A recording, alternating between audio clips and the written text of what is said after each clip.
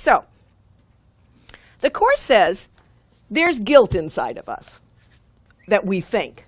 We know from this workbook lesson that love which created me is what I am, right? There's no guilt inside of us. That's the truth about us. But let's go back to what Taranay says. She says, you know, there's sometimes I feel this, or I see it in other people, this big, boastful, built-up sense of who I am that needs to puff its chest to be valued. We've all kind of been there. Or we've seen people like that, or we've seen people like who've diminished us, right? So how did that happen?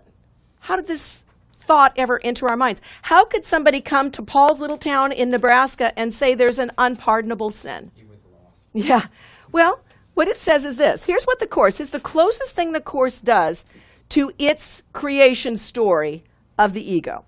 And you find it. It's the hero of the dream.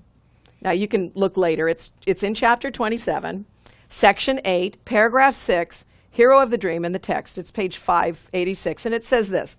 It's talking about the dream, and it says, into eternity, where all was one. So let's go back to the Garden of Eden. You know, that's the traditional Christian story. So in the Garden of Eden, we had everything, right? It says, so that's kind of its idea. Into this thought, the Christian idea of all was given us. The Course says, into eternity, where all was one, there crept a tiny, mad idea at which the Son of God remembered not to laugh. That's all it says. Now, what was the tiny, mad idea? You'll find in other sections in the Course. The tiny, mad idea is the thought that we could be separate from God. Well, in the Garden of Eden story, we did something to disobey God, which caused us to be kicked out of heaven, right? In that story, God becomes the bad guy. Not before we disobey him, right? And then he does it, so he's justified because we're bad. We did something bad. So we get kicked out of heaven. So now we're afraid of him. What does the Course say? Does the Course say God did anything? No, it says a tiny, mad idea entered the mind of the Son of God at which he forgot to laugh. He remembered not to laugh, as it says. It says, in his forgetting, did the thought become a serious idea and possible of both accomplishment and real effect. So we kind of said, oh, that is so insane. That is so insane. There's no love which created me is what I am. That's what it is. Oh, but I am kind of bad. Maybe I did do something wrong. Ooh. What do you think? Could we be wrong? Could we be bad? And then we go, well, maybe. I don't know. And then it got worse and worse and worse, and we were bad. We became bad. But what the Course says is the ego is just this idea that something could happen that could never happen.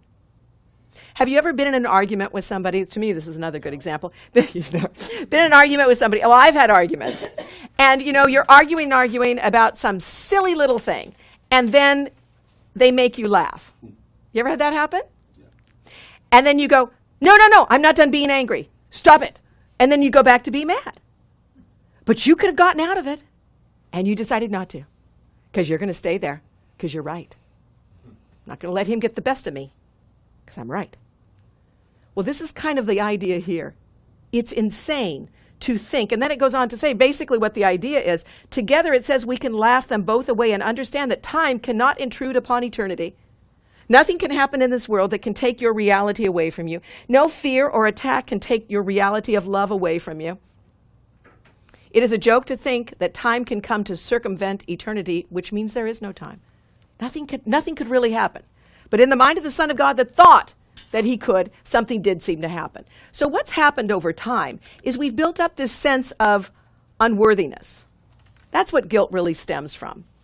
That something could happen, that we could do something to attack the sovereignty of God, that could attack our reality and cause fear to be justified, that love could have an opposite.